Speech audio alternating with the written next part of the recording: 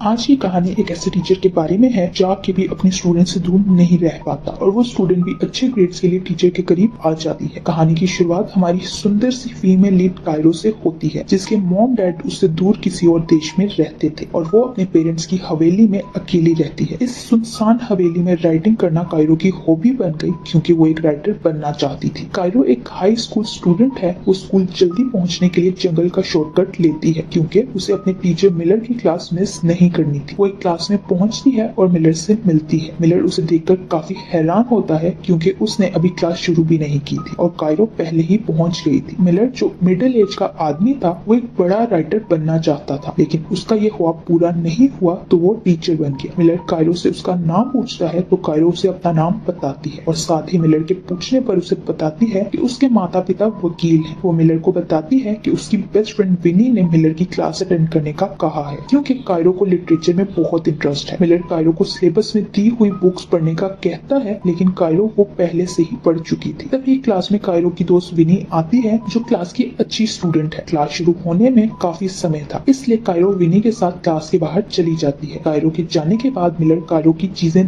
देखता है तो उसे एक अडल्ट बुक मिलती है। उसी वक्त क्लास में मिलर का एक दोस्त और स्कूल का टीचर बोरिस आता है जो मिलर के लिए कॉफी लेकर आया था। वो मिलर के हाथ से कायरो की बुक लेकर पढ़ने लगता है। इसी दौरान उन्हें कायरो के सामान में मिलर की लिखी हुई एक बुक मिलती है जो देखकर दोनों हैरान हो जाते हैं। मिलर जो शादी से पहले किताबें लिखता था, शादी के बाद उसने किताबें लिखना छोड़ दी थी, लेकिन अभी भी उसके दिल में राइटर बनने का सपना जिंदा था। रात को मिलर की पत्नी बी अपने काम में बिजी थी जब उसे पब्लिशर का मैसेज आता है। मिलर उसके लिए ड्रिंक लेने जाता है और फिर अपनी पत्नी के पास बैठकर उसकी अटेंशन लेने के लिए उसे बताता है, आज क्लास में एक स्टूडेंट मेरी बुक पढ़ रही थी। मिलर की ट्रिक काम कर जाती है और उसकी पत्नी काम छोड़कर उसके साथ ड्रिंक करने लगती है। ड्रिंक के बाद जैसे ही मिलर बी के क्लोज आता है उसी वक्त बी को पब्लिशर की कॉल आ जाती है, जिस कारण मिलर का रोमांस खराब हो जाता है और उसका मूड भी ऑफ हो जाता है। अगले दिन मिलर अपने दोस्त बोरिस के साथ स्कूल के प्लेग्राउंड में बैठा था। वो दोनों सामने नजर आते जंगल को देखकर कहते हैं, ये जंगल काफी डरावना है। तभी उन्हें जंगल से कायरो आती दिखाई देती है जो काफी सुंदर लग रही थी। कायरो ने नाश्ता नहीं किया था, इसलिए बोरिस उसे बिस्किट ऑफर करता है। मिलर जो रात बी के बिहेवियर से निराश हो गया था, कायरो को बिस्किट खाते हुए गौर से देखने लगता है और उसे वो काफी अच्छी लग रही थी। कायरो बोरिस को बिस्किट के लिए थैंक्स कहती है तो वो वहाँ से चला जाता है। मिलर कायरो से पूछता है, तुम्हें इस जंगल से आते हुए डर नहीं लगता? कायरो कहती है, इस जंगल में सबसे डरावनी चीज मैं ही हूँ, जिस पर मिलर हंसने लगता है। इधर स्कूल में विनी अपनी बुक्स नीचे गिरा देती है तो बोरिस जो उसे देख रहा था जानता था विनी ये जानबूझकर कर रही है। वो विनी से पूछता है, तुम क्या चाहती हो? तो विनी उसके क्लोज आकर रोमांस करने लगती है। कायरो छुपकर ये सब देख रही थी। बोरिस के जाने के बाद कायरो विनी के पास जाती है और उसे कहती है, तुम पागल हो जो ये सब कर रही हो। विनी को लगता है कायरो उससे जेलस है, जिस पर कायरो कहती है, मैं तुम्हारी हिम्मत देखकर हैरान हूँ। कायरो क्लास के बाद विनी के साथ घर जाती है जहाँ विनी कायरो से कहती है,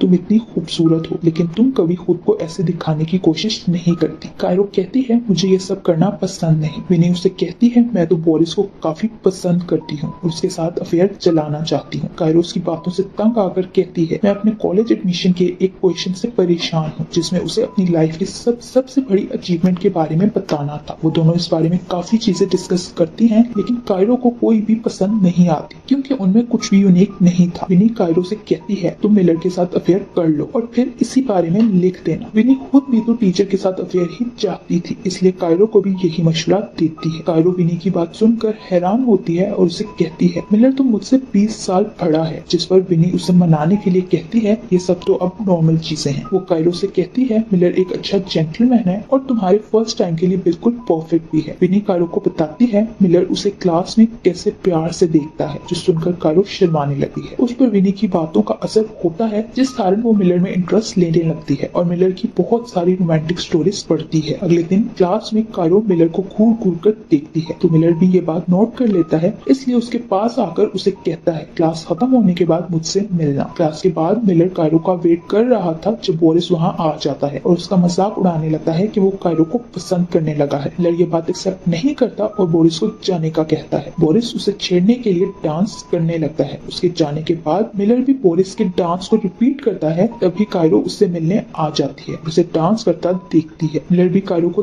देख लेता है जो उसे देखकर हंस रही थी, तो मिलर भी शर्मिंदगी के मारे हंसने लगता है, लेकिन उसे इस बारे में किसी को बताने से मना करता है, जिस पर कायरो उससे वादा अदा करती है। वो दोनों इंग्लिश लिटरेचर को डिस्कस करने लगते हैं। मिलर कायरो के लिखे एक पैराग्राफ से काफी इम्प्रेस हुआ था, इसलिए उसे वो सारा याद था। मिलर के मुंह से अपने उस पैराग्राफ की तारीफ सुनकर कायरो काफी खुश हो जाती है। मिलर उसे कहता है, मैं चाहता हूँ तुम अपने किसी भी फेवरेट राइटर के स्टाइल में एक शॉर्ट स्टोरी लिखो। अगर तुम ऐसा कर लो तो मैं तुम्हें मिड टर्म में पूरे नंबर दे दूंगा, जिसके लिए कायरो मान जाती है। वो मिलर को बताती है, मैंने भी आपकी बहुत सारी बुक्स पढ़ी हैं और मुझे भी आपकी बुक्स की बहुत सारी लाइंस वर्ड टू वर्ड याद हैं। ये सुनकर मिलर उसे और भी इम्प्रेस हो जाता है, इसलिए वो कायरो को इस वीकेंड एक जगह बुलाता है जहाँ वो कायरो की इस असाइनमेंट में मदद करने वाला था। वीकेंड पर कायरो मिलर की बताई हुई जगह पर पहुंच जाती है और उसके आने के बाद मिलर भी आ जाता है। वहाँ एक आदमी पॉइंट सुनाने लगता है जो मिलर तो बहुत गौर से सुन रहा था, लेकिन कायरो इस सारे समय बस मिलर को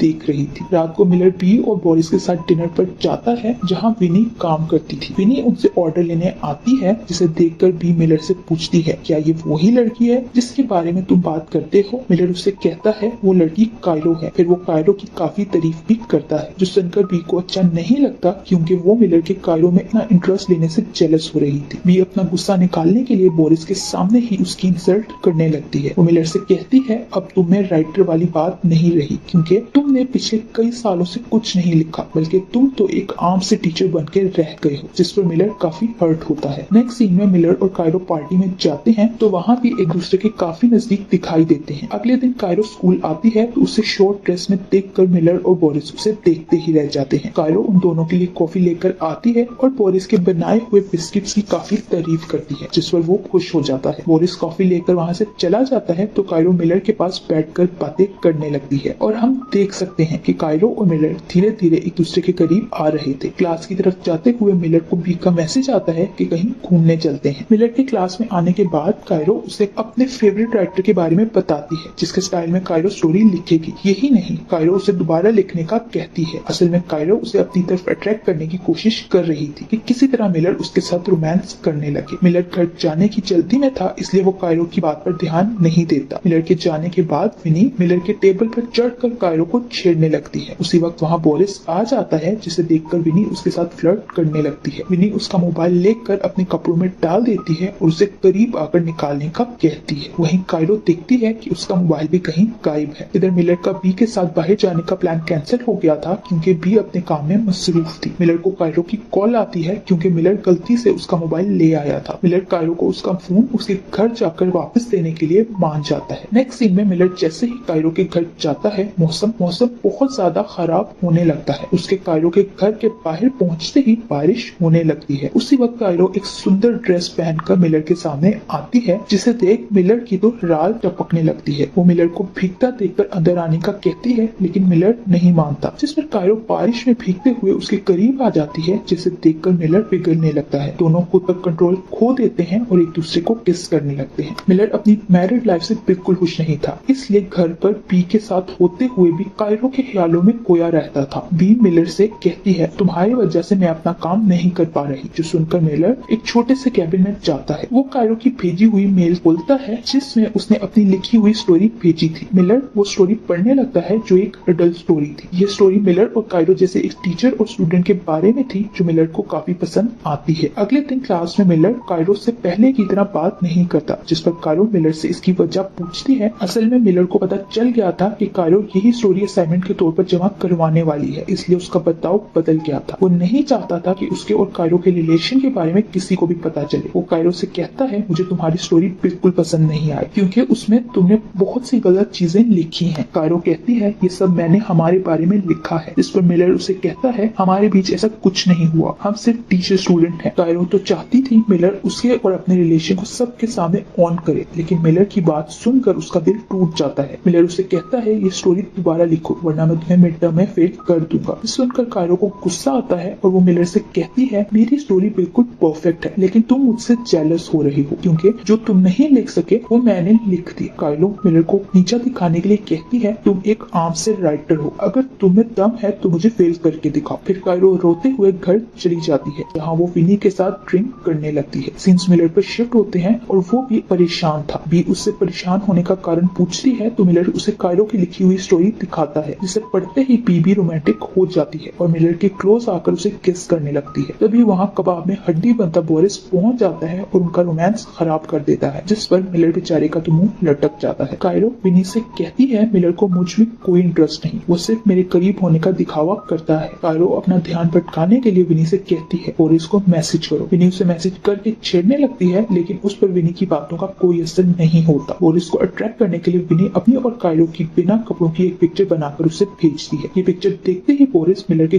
घर से निकल जाता है। तभी वी को मिलर के स्कूल से एक कॉल आती है, क्योंकि स्कूल में कायरो और मिलर के बारे में सबको पता लग गया था। वी हैरान होती है एक स्टूडेंट की लिखी हुई स्टोरी की वजह से इतना सब कुछ क्यों हो रहा है। वो मिलर से पूछती है कि तुम्हारे और कायरो के बीच कुछ और भी है, जिस पर मिलर साफ मना कर देता है। अगले दिन कायरो क्लास में नहीं जाती, क्योंकि वो प्रिंसिपल के ऑफिस में थी। प्रिंसिपल कायरो से मिलर और उसके बारे में पूछती है तो कायरो उसे बताती है मिलर ने मुझे मिड टर्म असाइनमेंट एडवांस में ही करने के लिए दे दिया था। वो बताती है हम स्कूल से बाहर भी मिलते रहे थे। जब मिलर से इस बारे में पूछा जाता है तो वो अटक अटक कर बात करने लगता है, जिस पर प्रिंसिपल सब समझ जाती है, इसलिए वो मिलर को जॉब से निकाल देती है। ऑफिस के बाहर बोरिस मिलर को समझाता है तुम्हें पहले ही अपनी लिमिट्स का ख्याल रखना चाहिए था। वो मिलर से कहता है अपनी लिमिट्स क्रॉस करने की वजह से ही तुम इस हाल में पहुंचे हो। मिलर घर जाकर बी को बताता है मुझे जॉब से निकाल दिया गया, जो सुनकर बी उस पर शक करने लगती है। वो एक बार फिर से मिलर से उसके और कायरो के रिलेशन के बारे में पूछती है, लेकिन मिलर मना कर देता है कि हमारे बीच कुछ नहीं है। बी को अब मिलर की बातों पर विश्वास नहीं था, इसलिए वो मिलर से पूछती है क्या तुम्हारे दिल में कायरो के लिए फीलिंग्स हैं, जिस पर मिलर उसे कोई जवाब नहीं देता। तो वो दोनों लड़ने लगते हैं और लड़ाई इतनी बढ़ जाती है कि बी उसे डिवोर्स देने का फैसला कर लेती है। विनी कायरो से मिलने जाती है और उसे कहती है तुमने जो कुछ मिलर के साथ किया उसकी वजह से उसकी जॉब खत्म हो गई। वो कायरो से पूछती है आखिर तुम उसके साथ ये सब क्यों कर रही हो, पर कायरो को कोई दुख नहीं था, वो मिलर के अंजाम पर खुश थी। वो कहती है मिलर ने मुझे